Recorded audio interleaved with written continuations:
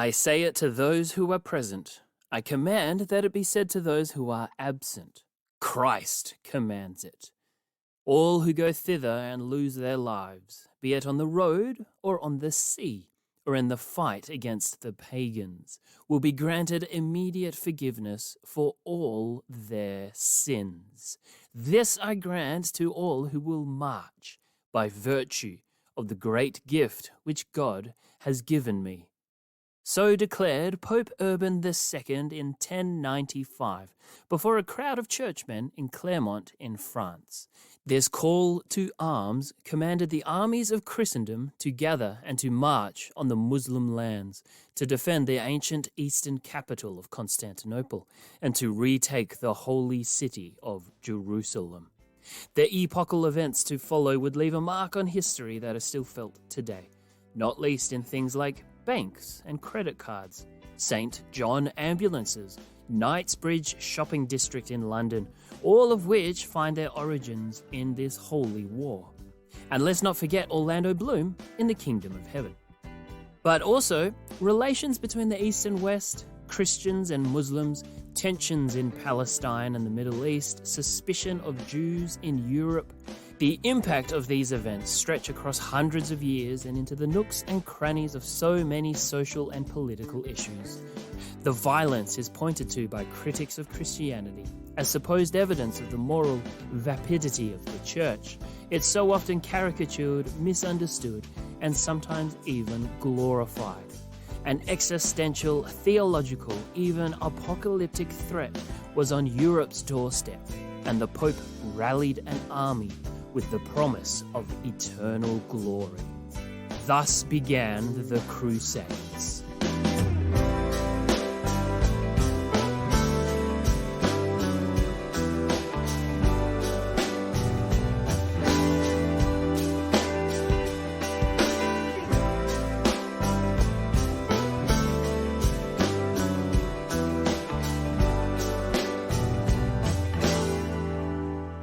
Welcome to the Isms and Schisms podcast. This week we are starting a series on the Crusades, a series of unfortunate events of the 11th through 13th centuries that I'll occasionally return to every now and again because it's one of those things that people think they know and often gets referred to by Christians and non-Christians alike. But what were they? What were the Crusades? So this week we'll outline the origins of the First Crusade. Why did it happen? And next week we'll follow the first Crusaders on their adventure to the Holy Land. But just as a reminder before we get into it, that your support is greatly appreciated. Things like reviews, ratings, telling someone about the podcast, following their Instagram page, that sort of stuff really, really helps. And remember that if you have any requests, let me know. The reality of the Crusades is that they were actually pretty giant failures. Aside from being moral failures, the Crusades were a bumbling mess that ended up with so many going bankrupt, some returning as conquering heroes to find their estates had been sold off and their wives married to someone else. They took all this armor and their horses, but realized that that was a mistake when they were clambering through the Turkish mountain ranges. At more than one point, you've got Christians fighting other Christians, and ultimately only held Jerusalem for less than a century. For all the cost, all the bloodshed, Jerusalem only fell from Muslim control for a very short period of time. In fact, Islamic histories treated the Crusades as a great victory for them. In truth, it really did not end well for the Crusaders. They didn't even start off all that well. They were beset with problems before the first Crusaders even started marching. If it weren't for all the violence and brutality, the Crusades would almost be a comedy. Except there is all that violence and brutality. The word crusade didn't actually exist until the 18th century. The Crusaders recognized themselves as something different, which we'll get into in a moment. But the word crusade came to connote this idea of fighting for a righteous cause. At first, it symbolized bravery and piety, courageousness. Even to this day, the word is used to refer to a noble cause of some sort. But then it also came to connote brutality, imperialism, self-righteousness, which is why I don't really like when Christian movements call themselves a crusade. It's the sort of thing you'd think we'd want to distance ourselves from. On the one hand, the Crusades have been romanticized, with some medieval theologians describing the First Crusade as the greatest miracle since the resurrection of Jesus, while on the other hand, the Crusades have been demonized, something critics of Christianity point to as evidence of the moral emptiness of Christianity. Now, I think the Crusades were undeniably not great, to put it mildly, but let's actually figure out what they were, what happened, and what we can learn from them. Basically, the Crusades were called with the goal of defeating the Muslims who threatened the Byzantine Empire, that is the Christian Empire in the East, with Constantinople as its capital, to reunite the East and the West, while maybe also demonstrating that West is best, and to return the Holy Land to the Christians since it was conquered in the 7th century. Ultimately, they managed to achieve these goals, but their victory didn't really last long. And something else the Crusades managed to accomplish was to unite the Muslims, who were previously divided. So the Christians were actually in a much worse position than when they began. So, great job, guys. But let's step back a little bit and set the scene. In early 7th century Europe, things were just starting to calm down after a few centuries of war, disunity, and trouble since the fall of the Roman Empire. Most were slowly adopting an Orthodox Christianity. The French, or the Franks, were starting to organize. The British Isles were doing well, and the Byzantine Empire was prosperous. But a new power would soon arise that would challenge all of this. Arabia was a land forgotten by most, skipped over by the Romans and the Persians, but very quickly a new Arabian empire would conquer large swathes of land and would become an empire larger than both the Persian and Roman empires combined. The rise and expansion of these Muslim powers coming out of Arabia was so rapid and so unexpected it took the world by surprise. Up until then, Arabia was populated by nomadic tribes, mostly tribal and polytheistic, meaning they believed in many gods, but there were some Jews and Christians. One of the key exports of the region was frankincense, but apart from that, it was largely overlooked by most of the surrounding nations. The major city of the region was Mecca, on the west coast of Saudi Arabia. There was a merchant by the name of Muhammad, who had a series of dreams and visions calling him to be a prophet and to proclaim the message he received from the angel Gabriel. As Christianity was to Judaism, Islam would be to Christianity. Not a new religion, but an extension, an update, if you like, of those Abrahamic faiths, except that both Judaism and Christianity were corruptions of the true message that came through the various prophets. Jesus was a prophet like Moses, and Muhammad was a prophet like Jesus. There is no God but Allah, and Muhammad is his prophet. This creed was central to this burgeoning faith, the first of the 5 pillars. Muhammad criticized the polytheism of the religions of Mecca, including Christianity. He perceived the doctrine of the Trinity to be polytheistic. He called for submission to the one God, the same God of Jesus, the same God of John the Baptist, of Elijah, of Solomon, of David, Moses, Joseph, Jacob, Isaac, Abraham, Noah, and Adam. Submission to Allah. The word Islam means submission. Muhammad was opposed by the merchants of Mecca and forced out. He took refuge at the oasis called Medina, which was the base for the first Muslim community and would become a large city. It was here that Muhammad really began his discipleship.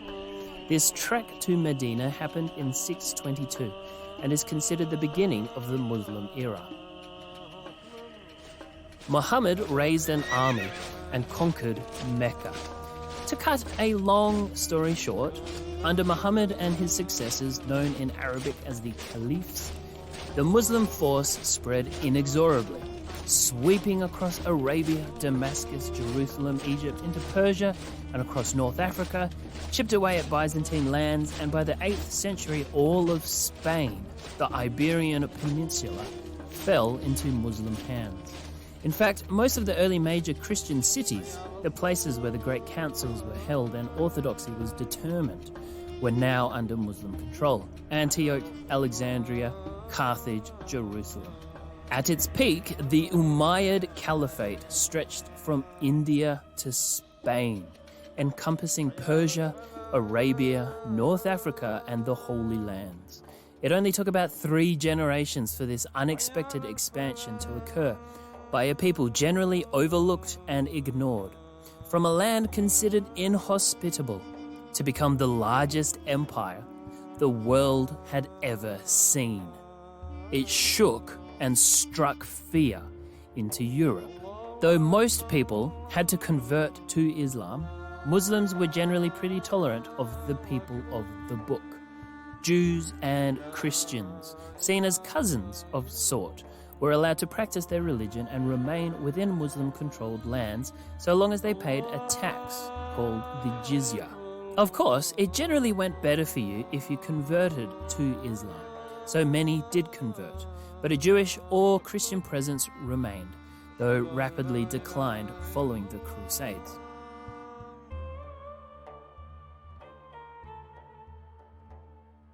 Back in Europe, the Byzantine Empire, which at its peak had encompassed Egypt, Syria, and Turkey, was now pushed right back into Europe, barely holding onto its lands in Turkey. This fall from grace forced the Pope to shift his focus from the east to the west, and in the year 800 crowned Charlemagne, who we met in the episode on Alcuin of York, as Emperor of the Holy Roman Empire. Constantinople, the Byzantine capital, struggled. In 1054, the East and the West split in what is called the Great Schism, not to be confused with the Papal Schism, as we discussed in an earlier episode. And its calls for help went largely ignored, until it suited the Pope to send a crusading force. Along comes a group of people known as the Seljuk Turks, from the northern regions of Muslim territory, founded in 1037. They managed to conquer much of Iran and Iraq, including Baghdad and then Jerusalem in 1073, and managed to push right up into Turkey. They weren't necessarily all that interested in Europe, but the Europeans didn't know that, and they were terrified. The great city of Constantinople was the last defense against the Muslim armies. The Seljuk Turks would prove to be a formidable foe who posed serious threats to the Crusaders coming through Turkey on their way to Jerusalem. Pilgrimages to the Holy Land had been occurring since the 4th century, the first by a woman named Etheria, whose account of the trip essentially mythologized this sacred land and the sacred ritual of pilgrimage there. Her account was floating around still in the 11th century. Pilgrimages were allowed following the Muslim conquest of the Holy Land, though some periods were harder than others, such as under the Fatimid Caliph Al-Hakim bi-Amr Allah in the 10th century, who destroyed the Church of the Holy Sepulchre. His successor rebuilt the church and allowed pilgrimages once more. But then they became especially difficult again, though not entirely illegal, when the Seljuk Turks took control. So in 1095, the emperor of the Byzantine Empire, Alexius Komnenos, called for help. The Pope, Urban II, took the opportunity to turn this into a righteous cause, and following a preaching tour all over Europe, at the Council of Clermont, mustered the armies of Europe to defend Constantinople and retake the Holy Lands. He declared, "Whoever for devotion alone, not to gain honor or money, goes to Jerusalem to liberate the Church of God, can substitute this journey for all penance." He promised the full forgiveness of all sin, those that had been committed and those that would be committed. Marching on Jerusalem was a one-way ticket to heaven, and the people loved it. Deus Levult, they shouted in response. God wills it. This was what God wanted, what Christ had commanded. This was also the first instance of what would become an indulgence. Indulgences were a form of penance, where a penitent sinner would pay some sort of penance following a confession of sin. This could be in the form of going on a pilgrimage, spending some time in prayer and fasting, or something material, like paying some money. It wasn't the actual act that brought forgiveness, but it was a way of demonstrating the seriousness of your repentance. Of course, if you combine desperate people with powerful people and throw in a sprinkling of money, it's pretty much guaranteed that corruption would rear its ugly head. And there were problems with the practice later on, especially in 16th century Germany, when a monk by the name of Martin Luther started questioning the practice and basically kicked off the Protestant Reformation. There's a straight line between indulgences and Protestantism, and the practice began here with the launch of the Crusades. Take up arms for Christ against the Muslims, and you will receive forgiveness. Those who answered the call would be blessed and would receive the mark of the cross. Their clothing and arms would bear the image of the cross, literally taking up their cross to follow Christ. It was a symbol of their willingness to become martyrs for the Christian faith. Hence, they became known as cruci signatus, meaning signed with the cross. The Crusades became a holy, righteous cause and gave the Europeans something to hope for. The continent had been struggling with internal wars and division, and this inspired them and united them. There is nothing quite like a mutual enemy, especially a heathen one, to unite ancient foes toward a common cause. There was great enthusiasm, with many seeing visions and having ecstatic experiences. Attempts to reconquer Spain had been going on for a couple of centuries by this point and would continue for another few, but a holy war gave hope that Spain might again become Christian. Unfortunately, this enthusiasm would also inspire a whole lot of unsavory behavior, including anti-Semitism throughout Europe, with many Jews being killed by the Crusaders, the rooting out of heretics in the form of the Albigensian Crusade in southern France, where a sort of neo-Gnosticism had developed, and of course the Spanish Inquisition. And of course nobody expects the Spanish Inquisition. Hola, ¿hay alguien ahí? One fascinating event that came as a result of Pope Urban's call to arms was the arrival on the scene of a man named Peter the Hermit.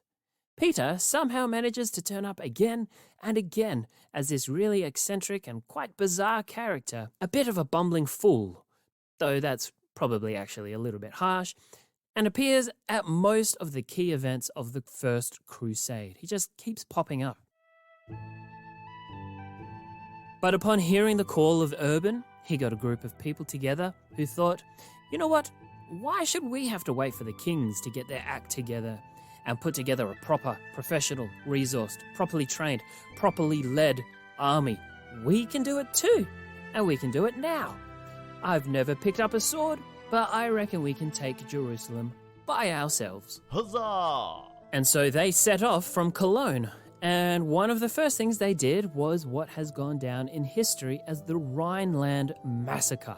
And you know that any historical event with the word massacre in it was probably not a nice time. This People's Crusade, led by Peter the Hermit, massacred thousands of Jewish people on the road to Constantinople.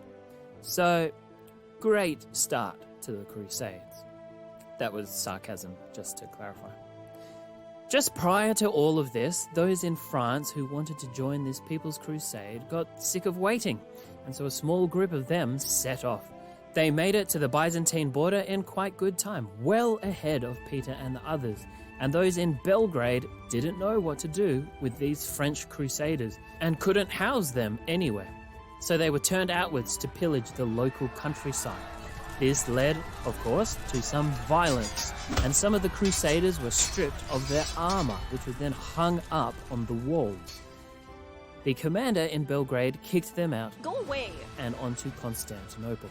So when Peter the Hermit and his band of merry anti-Semites arrived in Belgrade and saw the French armor hanging up on the walls, they grew cautious. Tensions were high, and then there was some haggling over the price of some shoes at a marketplace. That then grew to a riot, which then grew to the Crusaders assaulting the city and flattening the city. They marched on, got into another fight, and 10,000 of their group died, which was a quarter of their force. They finally made it to Constantinople, weakened and beleaguered. The Byzantine emperor wasn't expecting them and didn't really know what to do with them, and was probably quite disappointed. This was the best Western Europe could muster? This was what the Pope had promised?